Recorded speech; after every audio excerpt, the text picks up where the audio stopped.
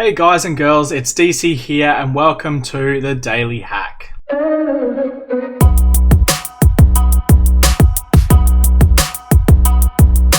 Jumping straight into the news, today we have new IoT botnet launches stealthy DDoS attacks and spreads malware. A new botnet is actively targeting IoT devices using payloads compiled for a dozen CPU architectures and uses them to launch several types of DDoS and to spread various types of malware. The Dark Nexus botnet, as it was named by the Bitdefender researchers who discovered it, has gone through a very fast development process since it was initially spotted. Around 40 different versions from version 4 to 8.6, including new features and improvements, have been released between December 2019 and March 2020 per Bitdefender's report.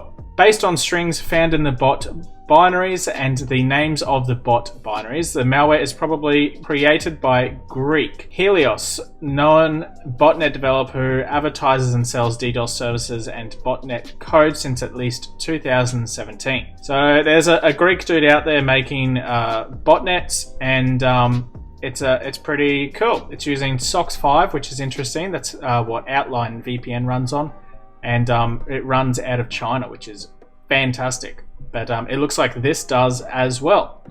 Anyway, have a look at that article. I've left a link in the description. The next article is Windows 10 will list unused files and apps you can remove, just the same way that Mac has been doing for a few years now. Windows 10 storage settings is getting a new feature called User Cleanup Recommendations that recommends a list of unused files and applications that can be removed to free up disk space. The Windows 10 storage settings section in the modern version of the disk cleanup program and will display how much space is being used by various categories of files and lets you quickly remove them if not needed. In the latest Windows 10 Insider build 19603, Microsoft has added a new feature called User Cleanup Recommendations that creates a list of personal data files and installed applications that have never been accessed. So pretty cool. Makes it easy to do what used to be called disk cleanup. I don't know if that even still exists in Windows. I haven't used it for many years. But yeah, it looks pretty cool. You can delete all the crap and bloatware that comes with Windows and yeah, just clean up your computer. Next article is PowerPoint weakness opens door to malicious mouse over attack. A researcher is sounding the alarm over... I should put my sound bit here for that. Raise the alarm from my original intro. But anyway, a researcher is sounding the alarm over what he believes could be a novel attack vector which allows a hacker to manipulate a PowerPoint file to download and begin the installation of malware simply by hovering over a hypertext link. The technique does require a victim to accept one pop-up dialog box to run or install a program. For those reasons, Microsoft does not consider this a vulnerability. Manda Satam, independent security researcher, disagrees. The attack is able to bypass the PowerPoint's restriction of not being able to add a remote file from the hyperlink action, which if we try to add using the GUI, we can't, Satam told ThreatPost. He added the dialog box text containing the file name can be manipulated to show anything including Windows Update.bat or loading ... please wait .exe. So it could be pretty serious, to be honest. You could put some pretty malicious stuff in there, but I guess Microsoft's sort of putting their head in the sand about this one and just saying, nah, that's not a problem. So there we go. There's an example of it just there. But yeah, anyway, let's go to the TryHackMe leaderboards. This month, in first place at the moment, is Rick Sanchez 0137 still with 19,612 points. He hasn't gone up at all, but he's still doing very well. We've got Dev Homil, who's new from Turkey, with 13,000 points. Then ZT3R1 in third place from Sweden. Fourth place, FreeSoul. Fifth place, Yasil. We also have Nishnav here, who I think is a friend of the channel. I'm pretty sure I saw him on a live stream I was doing just earlier.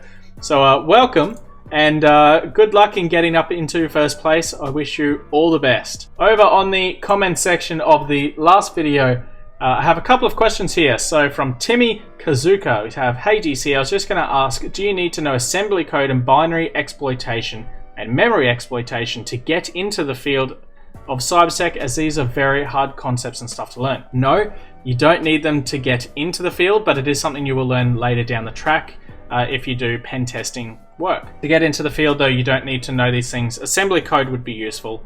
Binary exploitation, kind of fun. Memory exploitation, hardly ever, but yeah, if you want to get into pen testing, then you do need to know those things. Peter Blum here has said, I want to try tryhackme.com, but I'm still new to cybersecurity. Any advice for getting started? I replied back, try the basic rooms first, and he said, gotcha, is a paid option worth it? The paid option is definitely worth it, and if you were part of the live stream that I was doing earlier today, I mentioned that I'm going to do some more live streams of the King of the Hill competition.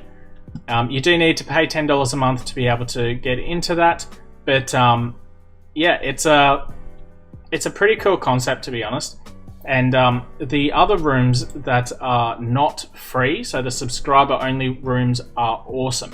You also get to launch Kali Linux from within the website, so you don't actually need to have Kali on your machine at all. You can launch it straight through here, and it's just awesome. There's so many really good ones in here, and like this, access your own Kali machine, Hack Park.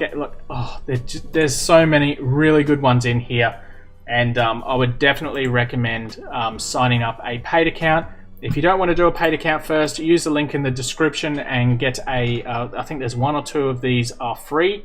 I think it might be this basic steganography one that's a free room as part of the link that I supply, so maybe give that a try.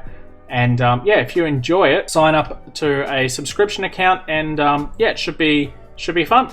Anyway, that's all of the news and questions for today. If you have any questions for tomorrow's video, please do leave a comment below, and yeah, I'll see you on the next video. Don't forget to like, subscribe, all the rest of it. Catch you later.